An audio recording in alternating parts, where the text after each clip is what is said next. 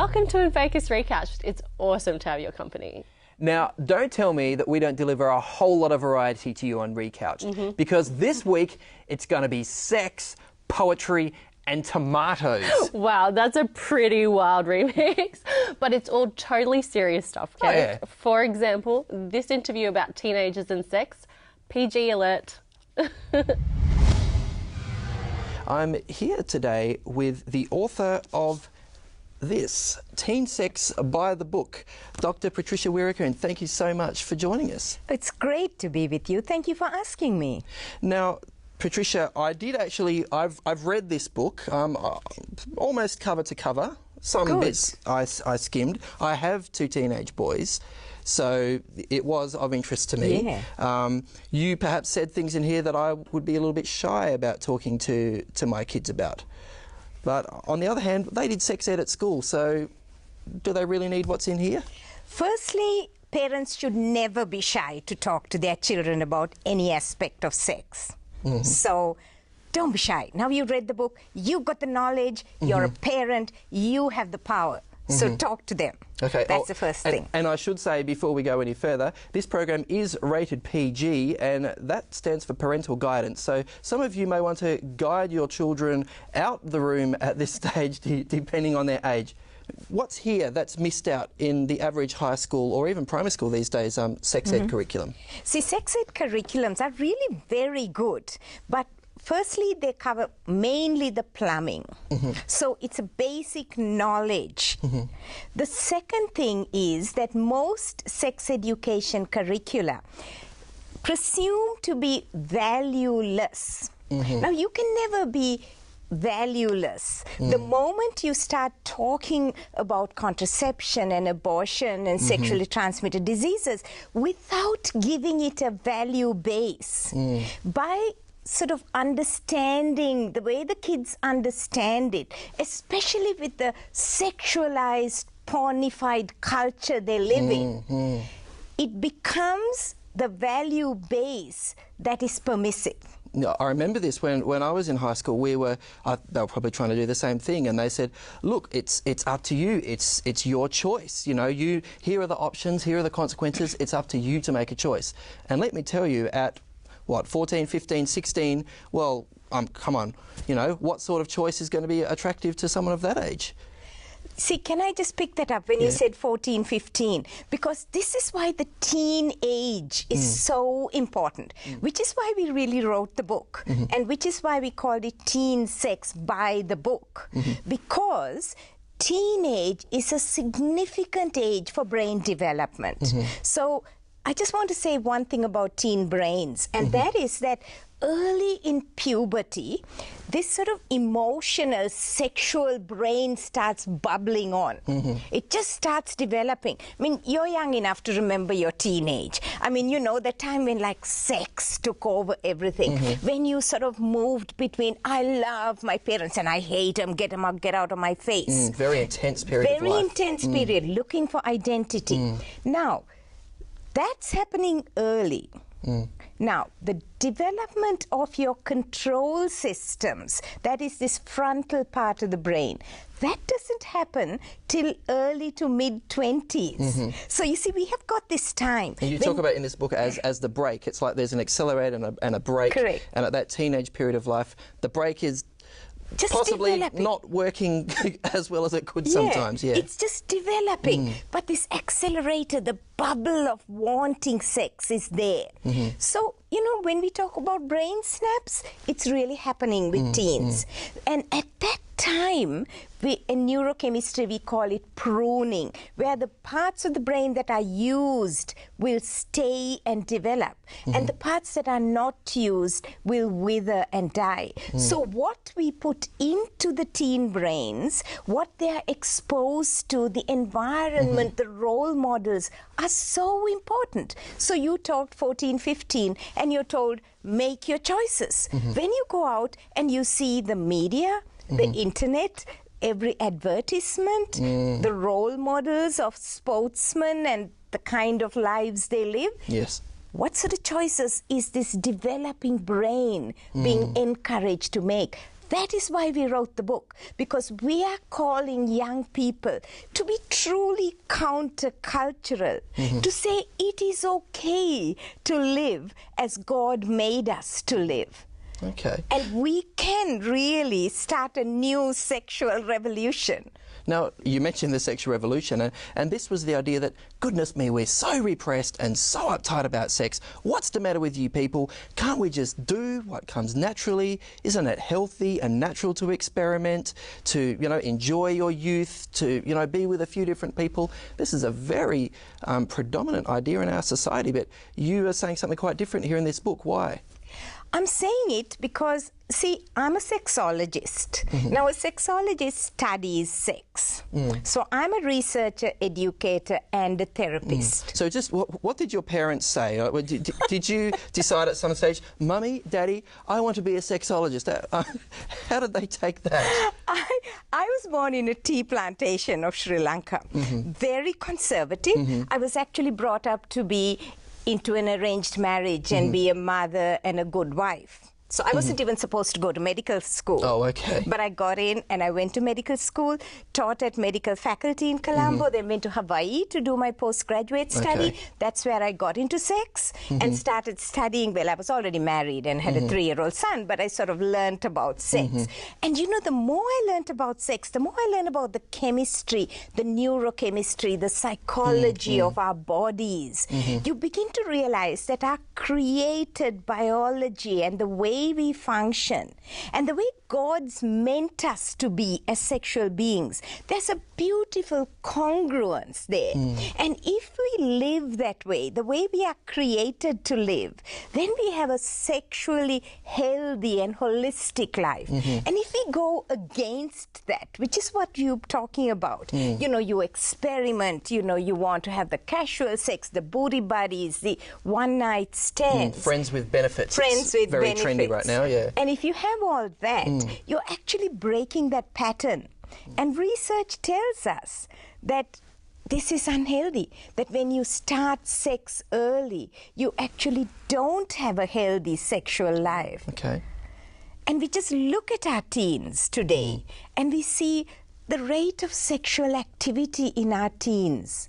I mean, there's recent research coming from La Trobe University in Melbourne where they've looked at like over 3,000 young people. And they find that, you know, it's like 80% are sexually active in some way. It's a lot of, it's so sad. Produces consequences, doesn't it? Yeah, yeah. Well, thanks so much, Patricia. Can you just tell us quickly, what sort of response have you got from teenagers and their parents for this, just before we finish? Yeah, parents and teenagers have loved it. We've had some really good reviews, especially parents. We really encourage parents to read it, and teachers and youth workers in churches, and then hand it to the children, to teenagers, because then the conversation can get going. Okay, so what, Amazon, good Christian bookstores? Yes, and straight from the CEP publishers. That's great. All right, and we'll put that website right there on the screen. Thanks so much for your time, Dr. Patricia Recouched. Thank you. Man, she is a grandmother, right? Yeah. But I cannot honestly imagine any of the older women at my church just casually talking about sex like that. Awkward. Yeah, I know. Isn't she just so relaxed and lively and funny? I tell you what, that is a lady I would love to put in front of a TV camera again. Oh, that would be awesome. Yeah. Time for an ad break now. We'll be back in just a minute.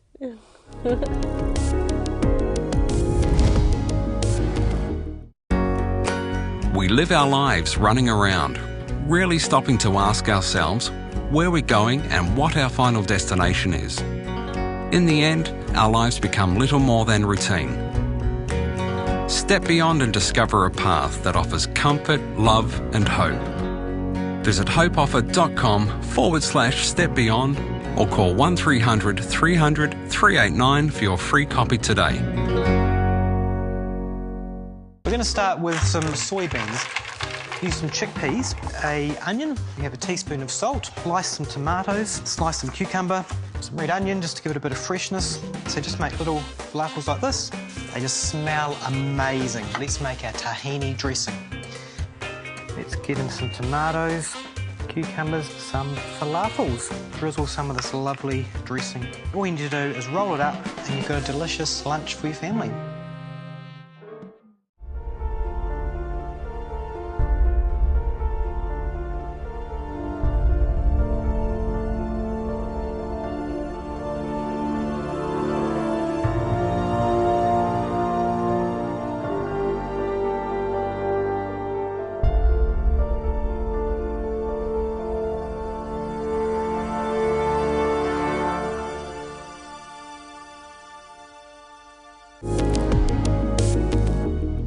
Hi, it's great to have you back. Now, Dora, if you ever happen to drop over to my place, remind me to make you my world-famous bruschetta. Oh. Garlic, olive oil, fresh herbs, a pinch of salt, and lashings of fresh tomato chunks. Oh man, that sounds so good. Oh, but is. enough with the teasing already. Nothing's stopping you from bringing it into work. Yeah, true. Anytime is a good time for tomatoes. Let's take a look. What's so good about tomatoes? Well, tomatoes are absolutely loaded in nutrients, things like vitamin C, potassium, fibre, beta-carotene. But the thing that put tomatoes on the map as an everyday superfood is something called lycopene. Lycopene? And that's the stuff that makes them red. Oh, yeah. Now, lycopene's a really, really strong antioxidant. It's actually 10 times stronger than even vitamin E, which is recognised to be a powerful antioxidant. And it's powerful in the sense that it protects us from all kinds of chronic diseases. So things like cardiovascular disease. So, for example, men who have high levels of lycopene in their bloodstream, which of course gets there by eating all the tomatoes, they have about a 40% lower risk of having a stroke. Overall? Overall. And the same thing applies to women. Studies have shown for women they have about a 50% lower risk of having heart attacks and strokes if they eat lots of foods with lycopene. So you have to keep a consistently high level of lycopene. A consistently high blood level, which means you really need to be eating them regularly. But apart from strokes and heart attacks and all of those things, cancer, prostate cancer is a big one. Tomatoes strongly protect men against prostate cancer and protect women against skin cancer. Protect all of us against skin I'm just cancer. a shade shy over 50, Sue, don't tell anyone, but I've been eating more tomatoes. Well, they actually So block it's the UV true. rays. It is absolutely true. And the other thing to Block bear in UV mind... rays? Yeah, they're like a natural less wrinkles? sunscreen. Yeah. Oh, really? Yeah. That's right. The other thing is researchers have shown that people who have low blood levels of lycopene have much higher rates of premature death. So you're much more likely to die early if you don't get enough of this good stuff. It's not just that it has a positive superfood aspect, it actually hurts you if you if don't you don't have get enough. enough. That's right. Oh, man. Now, how does that lycopene work? I mean, what kind of tomato do you have to eat? Do you have to eat the... They're all good. Fresh, raw, sun-dried tomatoes, for example. Can I pick these up? Sure you can. These are little cocktail tomatoes. The more That's the intense reddest tomato colour, I've seen in my life. Well, Just look at you know, that. a key tip for storing tomatoes actually is not to put them in the fridge, because if you put them in the fridge, it slows down their ripening. They don't become as red, and they're certainly not as sweet and as delicious, because they're actually a tropical fruit. They're not a vegetable. Oh, okay. So you just let them ripen on the kitchen sink. Yes, that's right. But even products, What's cooked got the most products lycopene? with tomatoes are good. Well, they do. Let me just show you this, James. Here's a cup of raw tomato, just chopped up tomato, and here's a cup of tomato puree. The puree has 10 times the amount of lycopene in it. Oh, 10 times? 10 times. And the reason that's the case, it's concentrated. So they say, you know, cooking destroys vitamin C. Does cooking destroy lycopene though? Absolutely not. In fact, when you cook tomatoes, you break down their cell wall, so you release more lycopene. And if you cook them with a bit of olive oil, as they do in Spain and other parts of the Mediterranean, you actually enhance their absorption into the body. And that's been well proven many, many times, that you get more in. I where it love counts. tomato sauce. I've been looking at this and my mouth's been watering while we're talking. Let me show you something else that's come onto the market in Australia. Very interesting development. This is called Intense Tomato, and the reason they developed it is people were complaining about those soggy tomatoes that made their sandwiches weep. So this tomato actually has more lycopene than your average tomato. It's still got the same juiciness, but the juice is kept within the cell wall, but there's only 3% seepage onto your sandwich as compared to 20% that usually occurs. Let me show you. It really doesn't seep, so you might even like to have a taste. Yeah, I would. It's quite delicious, but you see how it's not it's not seeping onto the board? Oh, yum. Guys, if you want to enjoy the benefits of tomatoes, you really should be heading across to SueRad.com. I just discovered today that I can sign up for a subscription as well. That's right. And the best part about it is free. Lots of free food nutrition tips about tomato and lots of other natural, everyday superfoods that you can get in your supermarket and enjoy. We're going to have to come back another time because you can't eat a tomato quietly. All the best, and thank you, Sue.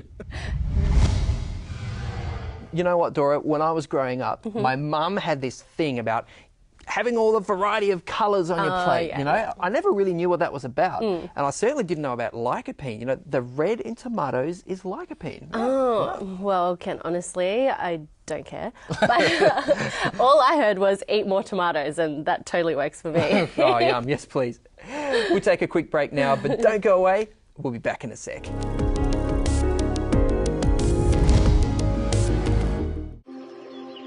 Father, I can't connect the dots through the little that I understand. What words can I say to reach you? How can I know that you are there, listening, hearing, caring? My words are broken, weak, and powerless. But I know your power is limitless. What can I say? Onions add great sweetness and flavour and a good base to any curry. Going to add some ginger, some garlic. Look at that, nice and chunky. So we've got our spices, gives it kind of a Sri Lankan feel. Add some tomatoes, tomato paste, some honey. Roasted vegetables in these kind of dishes are always great. But we add some creaminess to it. And that dish is now finished, ready to hit the table. I recommend you to give it a try, and it's so, so easy.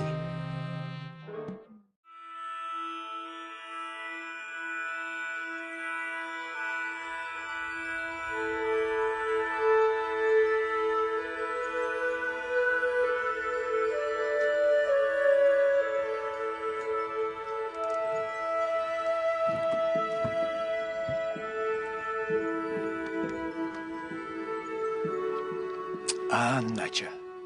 Peaceful, quiet, calm. The perfect place to relax. Sometimes. The mountain blew apart with the force of a 24-megaton bomb, devastating 150,000 acres of forest. The mushroom cloud looked like a nuclear blast, ash covering everything, temperatures reaching as much as 600 degrees. To receive a free DVD of the documentary Beyond Warning, visit hopeoffered.com/warning or call 1300 300 389. Hi, welcome back. Now, Ken, I've spent a lot of time helping our InFocus guests with their hair and makeup. Yeah. But this next guy, seriously, I could not do anything about his hair. Oh, yeah. Joel McKerrow of the Ginger Dreads. Yes. Yeah. Hey, amazing guy, amazing poetry. My guest today is Joel McKerrow. He's a performance poet, a writer, college lecturer, youth worker, and activist. Joel recently placed second in the finals of the Melbourne Overlord Poetry Slam. His poetry has been described as blistering in its intensity and giving new meaning to the power of words and almost leaving you breathless. It's a pleasure to welcome Joel McKerrow to the set. Thanks for joining us. Great to be here. Now, I was on YouTube last night just checking out to know what I was going to be talking about today. Yeah. And I watched your poetry and listened to it, obviously, and it really is very intense and really cut to the core. What is it that fuels your poetry? What inspires you? Sure. I'm a very passionate, justice-focused person. So for me, looking at our society and looking at the way in which we live, I see that there's a whole bunch of stuff that could be changed, that could be different about our society. And for me, poetry is a way of speaking into that. Well, what is it that fuels your interest in justice? In justice? Definitely part of it would come from my spirituality, my Christianity.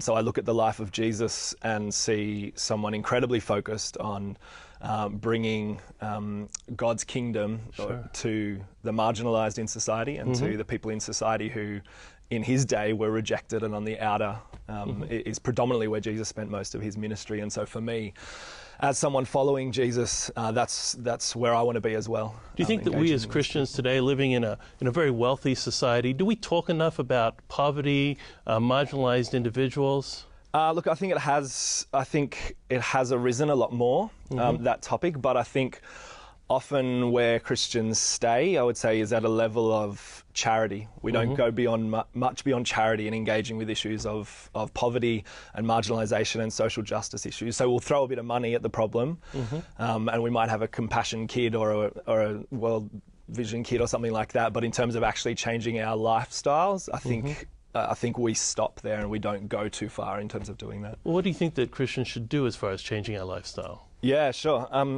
So a major part for me I think in simply starting is the simple act of befriending people who aren't within your fishbowl, so to speak. Right. Or within your socioeconomic class. Within your socioeconomic class. And so what that whole idea of making poverty personal, I think is for us to understand the issues and understand the reality of a lot of the world. I think we can come with our bringing our own prejudice and ideas, and we need to do this and we need to do that. But I think to come alongside and first listen and just hang out with and befriend, and stemming out of that then begin to even change small things, the way we shop, the way we spend our money, the things we buy, our focus, that sort of stuff.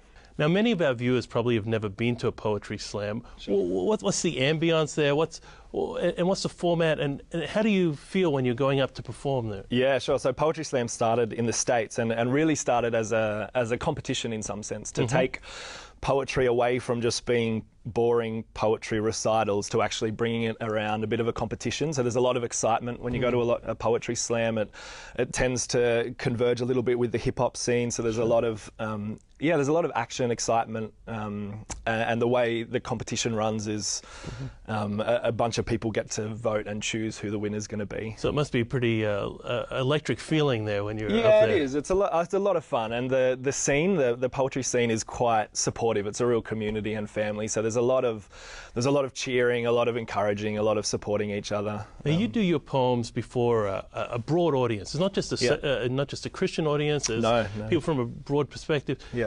What's your feeling about the need of Christian artists to be present in the general community rather than just in a Christian community? Totally. I think it's crucial. I think in many ways we've created a Christian ghetto, a Christian club, and a lot of artists, I think, get sucked into that. A lot of Christian artists, when I think if we follow the call of Jesus of bringing his kingdom to the world, and then I think a lot of Christian artists really are called to be out within secular society, engaging, playing in pubs, playing in clubs, playing at festivals. Like Jesus, in a sense, being out with the publicans and the sinners, and That's not right, just exactly. not just in the temple. So totally, so very interesting. Now you've written a lot about the evils, if you like, of materialism. Yep. But what are the alternatives? The alternatives of materialism and consumerism. Well, if materialism and consumerism is the whole idea of the Western dream of putting yourself number one, your own comfort, happiness, healthy, wealthy, and wise sort of stuff. Sure. Putting yourself first at the expense of other people. I think, I'm not an economics expert or anything, so in terms of global societal, I couldn't say, but I think individually, if we begin to, as people who are following Jesus, if we begin to put others before ourselves. And so a guy named Donald Miller says, what I believe is not what I say I believe, what I believe is what I do. Sure. And so how we spend our money and how we spend our time and our energy, if our main focus is on living in a comfortable, nice, big, flashy house, then and paying the mortgage off for that, then I think another guy, I'm a Bible college student, I lecturer, so I always quote people. Another guy named Robert Webber says that most Western Christianity has sadly become the Western dream with a thin overlay of Jesus. Right, rather than cutting to the core and changing who we are and That's how right. what we value. Yeah, totally. So I think changing our values around, and still, we need Christians in all spheres of society, as lawyers, as politicians, as doctors, as stay-at-home mums, stay-at-home dads. I think we need Christians everywhere, and if we can, in those places, actually live differently and follow this call of Jesus, I think, to live an entirely new way of being human. Right. And what that means and how that plays out in how we shop and how we think about life and how we relate to people and how we relate to the world as a whole. Joel, are you concerned that your zeal can sometimes come across as being judgmental? Yeah, I don't think in the way that I present my poems, especially so the My Confessions piece, which we'll hear a bit later, a lot of it for me is actually almost a humble, this is me, this is my problem, and I'm sorry for this, is where the theme of it goes. And so for me, there's no judgment. Any critique of society that I have in my poems is a direct critique of myself as well. And I do definitely hope that comes across in my stuff. Yeah. Joel, your poetry is really quite exceptional. You recently published a book. If our viewers would like to get a copy of that book, where can they find it? Sure. So, yeah, I recently wrote a book called Beyond Rhetoric, Writings in the Tradition of Khalil Gibran. And they can find it on my website at www.joelmccarrow.com.